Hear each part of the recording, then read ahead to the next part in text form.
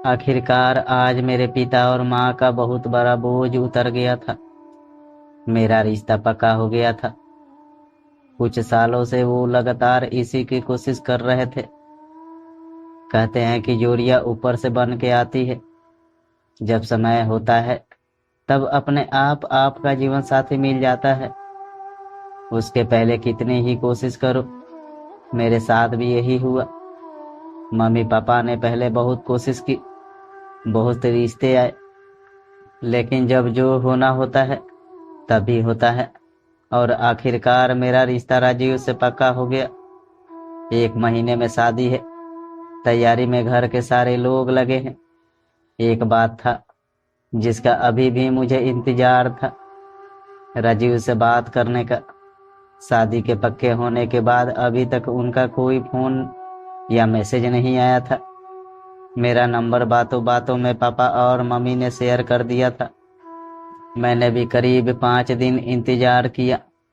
फिर मुझे लगा कि उनका कोई फोन नहीं आ रहा है तो क्यों ना मैं ही आगे रहकर उनसे बात करूं। मैंने शादी की तैयारियों के बीच में समय निकालकर उन्हें फोन किया। पहली बार बात कर रही थी। फोन उन्होंने कुछ रिंग के बाद उठाया। राजीव बोला, हेलो कौन। मैं कुछ समय के लिए चुप रही, कुछ जवाब नहीं दिया। मैं बस यही सोच रही थी कि उनके मोबाइल में मेरा नंबर नहीं है या फिर वो ये सब जानबूझ कर रहे हैं। उन्होंने फिर कहा, कौन बोल रहा है। मैं बोली, सपना।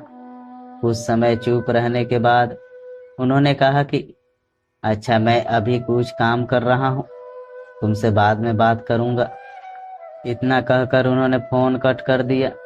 मैंने अपने आप को कुछ भी ऐसा वैसा सोचने से रोका और अपने आप को समझाया कि वो बिजी होंगे, जब समय मिलेगा तो फोन जरूर करेंगे। उसके बाद शाम बीत गई, रात बीत गई, यहाँ तक कि 2 दिन निकल गए, लेकिन उनका फोन नहीं आया। शादी में करीब 20 दिन रह गए होंगे और उनका मेरे प्रति ये बर्ताव अब मुझे चिंता में डालने लगा।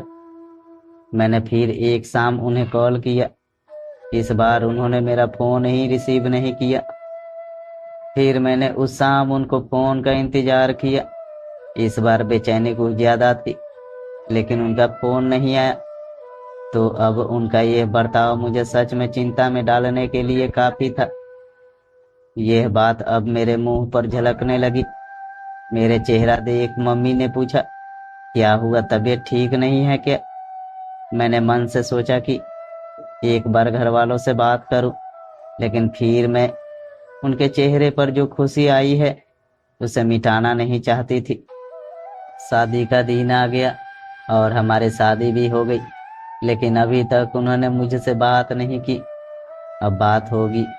पति पत्नी बनने के बाद जब विदा होकर मैं उनके घर गई, मुझे मेरी सास और बाकी सबका बर्ताव अच्छा लगा, लेकिन अभी तक उनके मुंह पर ना खुशी दिखी, ना उसमें से एक लफ्ज निकला।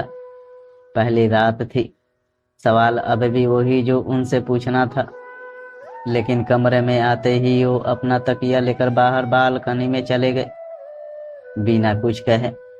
आंसू निकलने से रोक नहीं पाए।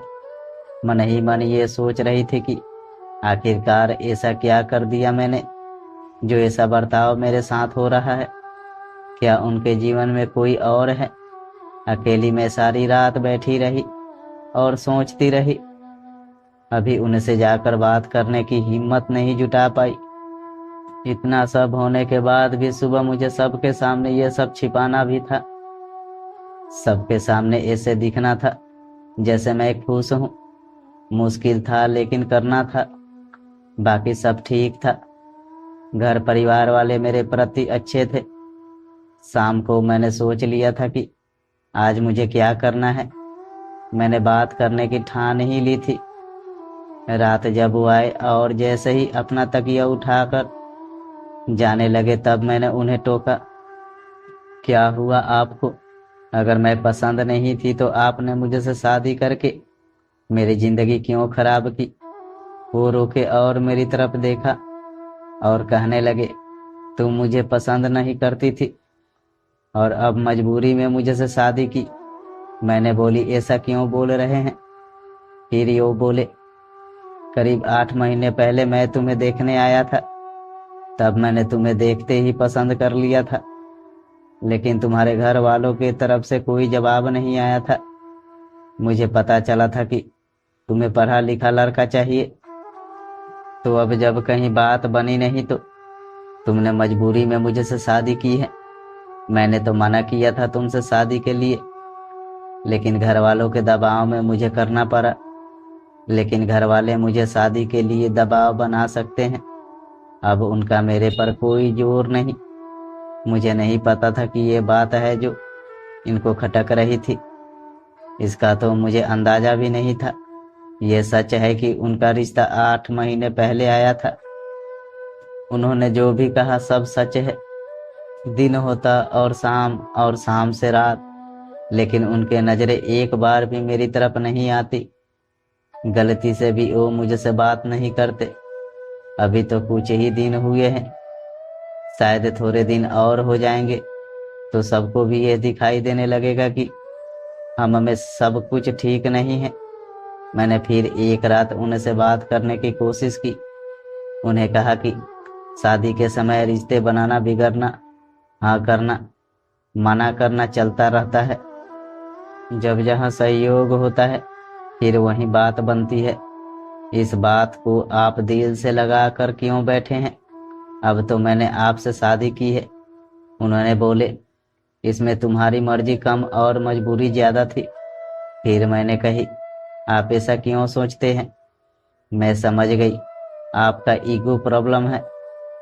फिर राजीव ने कहा क्या बोला तुमने? मैं बोली आपको ईगो प्रॉब्लम है। अगर आप मुझे पहले मना करके बाद में शादी कर लेते तब आप मुझसे किस तरह के बर्ताव की उम्मीद रखते? इसी तरह के? आपको क्या लगता है मैं इसी तरह आपसे बात करती जैसे आप करते हैं? राजीव चुप रहा, सुनता रहा। फिर मैंने बोली वो हमारा फास्ट था।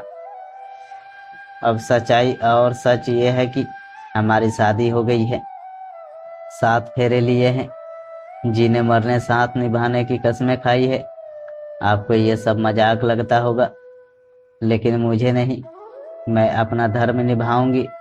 अब इतना बोलकर मैं वहां से चली गई। वो भी धीरे धीरे अपना तकिया लेकर बाहर चले गए।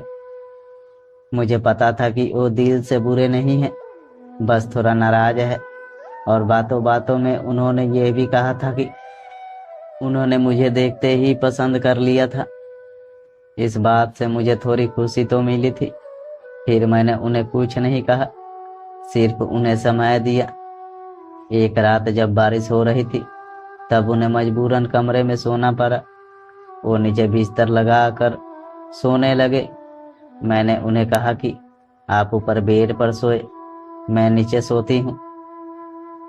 उनकी हाँ या ना नहीं सुनी मैंने, बस मैं जाकर नीचे सो गई। बस वो क्या करते, उन्हें बेड पर सोना ही पड़ा। ऐसे ही फिर खट्टी मीठी नोक झोंक के बीच धीरे धीरे हमारी गाड़ी पटरी पर आने लगी।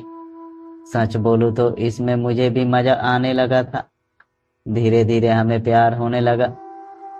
करीब 7 महीने लगे जनाब को मनाने में और मुझे अपनी पत्नी मानने में। जैसा कि मैंने कहा कि वो बुरे नहीं थे, सिर्फ नाराज थे। वो भी इसलिए क्योंकि वो मुझे प्यार करते थे। आपको ये कहानी कैसी लगी हमें कमेंट करके ज़रूर बताएं दोस्तों, और वीडियो को लाइक करके चैनल को सब्सक्राइब जरूर करें।